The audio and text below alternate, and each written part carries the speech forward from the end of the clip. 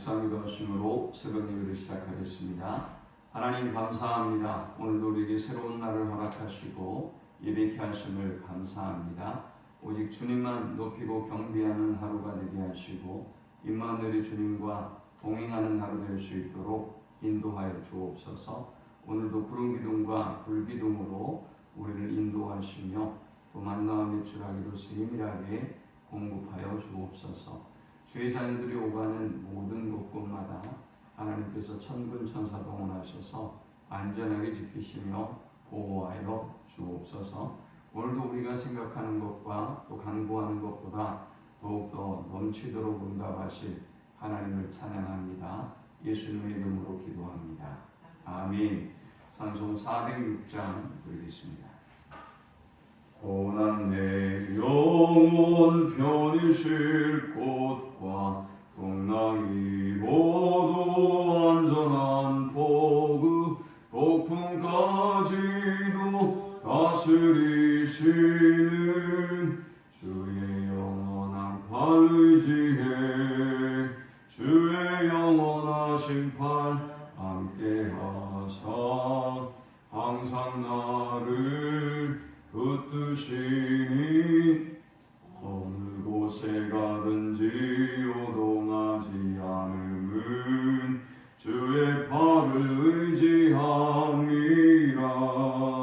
세상 친구들 나를 버려도 예수를 함께 동행함으로 주의 은혜가 충만하리니 주의 영원한 팔 의지해 주의 영원하신 팔 함께하사 항상 나를 붙드시니 어느 곳에 가든지 요동하지 않음은 주의 팔을 의지함이라. 나의 믿음이 연약해져도 미리 예비한 힘을 주시며 위태할 때도 안도하시는 주의 영원한 팔 의지해 주의 영원하신 팔 함께하사 항상 나를 붙드시니 어느 곳에 가든지 요동하지 않음은 주의 팔을 의지함이라. 능치 못한 것 주께 없으니 나의 일생을 주께 맡기면 나의 뭐든지 대신 지시는 주의 영원한 팔 의지해 주의 영원하신 팔 함께하사 항상 나를 붙드시니 어느 곳에 가든지 요동하지 않음은 주의 팔을 의지함이라. 아멘. 오늘 이 시간에 주시는 살아계신 하나님의 말씀은 신약성경 누가복음 23장 1절에서 12절의 말씀입니다. 무리가 다 일어나 예수를 빌라도에게 끌고 가서 고발하여 이르되 우리가 이 사람을 보내 우리 백성을 미혹하고 가이사에게 세금 바치는 것을 금하여 자칭 왕 그리스도라 하더이다 하니 빌라도가 예수께 물어 이르되 내가 유대인의 왕이냐? 대답하여 이르시되 내 말이 옳도다. 빌라도가 대제사장들과 무리에게 이르되 내가 보니 이 사람에게 죄가 없도다 하니 무리가 더욱 강하게 말하되 그가 온 유대에서 가르치고 갈릴리에서부터 시작하여 여기까지 와서 백성을 소동하게 하나이다. 빌라도가 듣고 그가 갈릴리 사람이냐 물어 헤롯의 관할에 속한 줄을 알고 헤롯에게 보내니 그때 헤롯이 예루살렘에 있더라.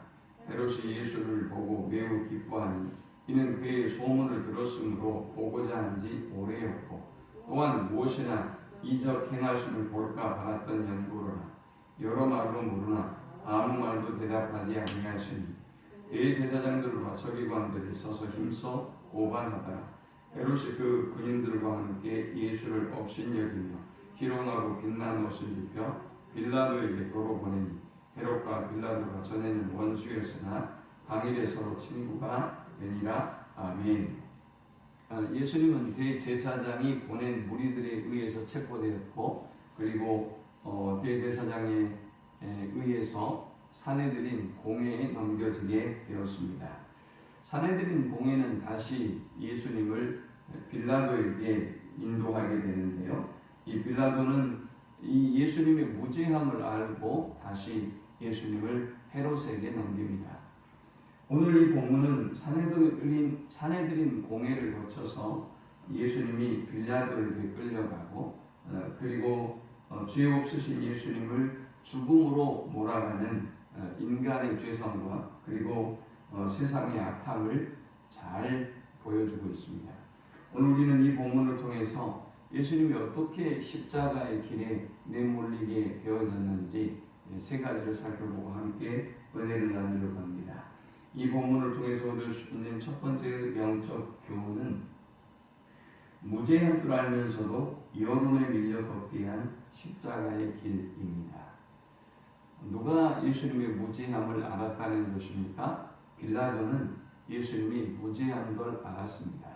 그러나 빌라도는 그럼에도 불구하고 5절에 무리들이 더욱 강하게 반발하고 저항하니까 예수님을 십자가의 길로 내몰고 맙니다. 예수님을 고발했던 사람들이 주장하는 예수님의 죄목은 백성을 미혹하고 2절에 있죠. 가이사에게 세금 바치는 것을 금하고 자칭 왕 그리스도라고 했다라는 것이었습니다. 자, 이 고발의 내용을 들었던 빌라도가 다시 예수님께 묻습니다. 내가 유대인의 왕이냐? 예수님은 빌라도에게 대답합니다. 내 말이 옳도다. 그런데 이 얘기를 듣고 빌라도는 이렇게 말합니다. 4절에 빌라도가 대제사장들과 무리에게 이르되 내가 보니 이 사람에게 죄가 없도다 하니, 빌라도가 보건대 예수님은 무죄했습니다. 그래서 대제사장과 그를 고발한 무리들에게 예수님이 무죄하다고 이야기했습니다. 그럼에도 불구하고 빌라도는 예수님을 놓아주어야 했음에도 불구하고 무리들의 저항이 강하고, 그리고 이러한 모든 상황들이 그의 정치적인 입지에 어려움을 끼칠 것을 두려워해서 예수님을 십자가의 길로 내몰고 맙니다. 우리도 더러 이럴 때가 있죠. 우리가 보건대 맞는 이야기고 그리고 내 주장이 옳은 이야기지만 더러 여론에 밀려서 사람들의 주장에 밀려서 우리가 진리를 굽힐 때가 있습니다. 그런데 빌라도는 예수님을 죽음으로 내모는 이 중요한 결정에 있어서 옳고 그름보다 여론을 따르게 되는 큰 죄를 범함으로 예수님을 십자가에 내몰고 말았던 것입니다. 오직 여론보다 무리의 소요와 주장보다 오직 진리인 하나님의 말씀을 따르는 우리 모두가 될 수 있기를 축원합니다. 두 번째 우리가 이 본문을 통해 얻을 수 있는 영적 교훈은 정치적 이득을 위해 책임 전가로 걷게 한 십자가의 길입니다. 누가 이렇게 한 것입니까? 빌라도가 이렇게 했습니다. 빌라도는 예수님의 무죄함을 알았기 때문에 예수님에 대해서 소리치는 이 사람들의 이야기를 듣고 대단히 곤란해합니다. 5절에 보니까 무리가 더욱 강하게 말하되 그가 온 유대에서 가르치고 갈릴리에서부터 시작하여 여기까지 와서 백성을 소동하게 하나이다. 빌라도는 이 무리의 소동 속에서 한 단어를 듣습니다. 갈릴리에서부터 시작했다. 빌라도가 이 이야기를 듣고 이 무리에게 묻습니다. 그렇다면 그가 갈릴리 사람이냐? 그리고 난 이후에 그는 묘책을 생각해냅니다. 갈릴리는 내 관할이 아닌데 헤롯의 관할인데, 그러면 헤롯에게 넘겨야 되겠다라는 생각을 합니다. 그는 정치적인 이득을 위해서 자신이 책임지기 어려운 곤란한 문제를, 바로 예수님의 문제를 헤롯에게 넘겨버리고 말았던 것입니다. 이렇게 인간이라고 하는 존재는 악합니다. 자신의 생각과 자신의 판단이 잘못된 걸 알고 있음에도 불구하고 자신의 이득을 위해서 책임을 다른 사람한테 떠넘기고 진리를 외면하는 그런 태도를 보이죠. 오늘 우리는 어떤 이익보다 오직 하나님의 말씀, 진리를 쫓아 행하는 삶을 살아가는 그리스도인들이 되기를 축원합니다. 마지막 세 번째 우리가 이 본문을 통해 얻을 수 있는 영적 교훈은 악한 일에는 원수도 하나 되어 내몬 십자가의 길입니다. 이상하게도 헤롯과 빌라도는 원수였어요. 그런 것처럼 우리도 서로 원수였다가 악한 일을 도모할 때는 하나가 되어서 진리를 방해하고 또 하나님의 일을 거스리는 것을 우리는 수없이 보게 되죠. 헤롯에게 넘겨진 예수님을 보면서 헤롯 왕은 일단 기뻐합니다. 왜냐하면 예수님에 대한 소문을 많이 들었고, 이제 예수님이 자신의 눈앞에 있으니 그토록 예수님이 많이 행하셨던 이적을 볼 수 있겠다 싶었던 것입니다. 그런데 자신 앞에 서 있는 예수님은 자기가 기대했던, 보고 싶었던 예수님의 모습은 아니었습니다. 이미 너무 시달리고 힘든 그런 모습으로, 그런 죄인의 모습으로 헤롯 앞에 이끌려 왔던 것이지요. 여러 말로 헤롯은 예수님께 물었지만 예수님은 아무런 말도 대답하지 않았습니다. 대제사장과 서기관들은 또 힘써서 예수님을 고발합니다. 11절에 헤롯이 그 군인들과 함께 예수를 업신여기며 희롱하고 빛난 옷을 입혀 빌라도에게 도로 보내니 했습니다.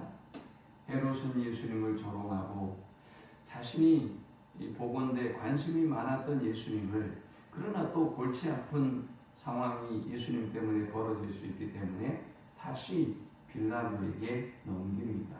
이렇게 이 두 사람은 서로 자신에게 곤란한 이 예수님의 문제를 서로 책임을 전가하고 예수님을 십자가로 내몰았던 것입니다.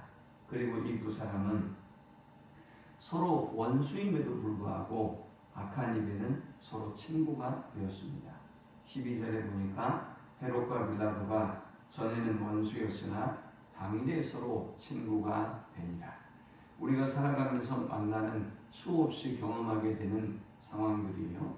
우리가 믿음의 길을 가고 진리의 길을 가고 하나님의 말씀대로 살아가려고 하면 원수였던 사람들이 연합해서 우리의 길을, 우리가 걸어가는 하나님이 기뻐하는 믿음의 길을 방해하고 공격하고 조롱하고 비웃고 하는 것을 우리가 볼 수 있어요.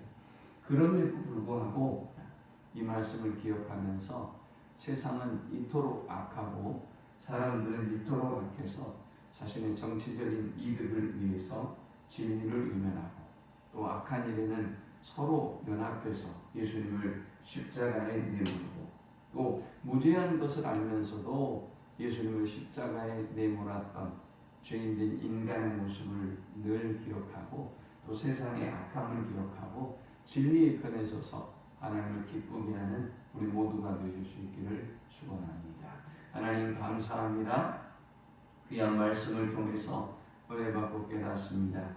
오직 예수님이 그러셨던 것처럼 세상은 책임을 전가하고 자신의 이득을 위하여 연합하여 진리를 거스리고 그리스도를 거스리는 모습을 우리는 우리의 삶 속에도 수없이 보게 됩니다. 그러나 주님이 인류를 구원하기 위하여 그 고난의 길을 묵묵히 걸어가셨던 것처럼 우리도 주님 앞에 순종하고 그 길을 걷게 해 주옵소서. 예수님의 이름으로 기도합니다. 아멘. 지금은 우리 주 예수 그리스도의 크신 은혜와 성부 하나님의 그 크신 사랑과 성령의 인도 교통 충만케 하시니 오직 인류의 구원을 위해서 묵묵히 외롭고 고독한 버려진 정해진 그 길을 걸으셨던 주님처럼 우리도 주님의 뒤를 묵묵히 따라서 주님이 기뻐하는 삶의 길을 걸어가기를 소망하는 모든 주의 백성들의 머리 위에 이제로부터 영원토록 함께 있을지어다. 아멘.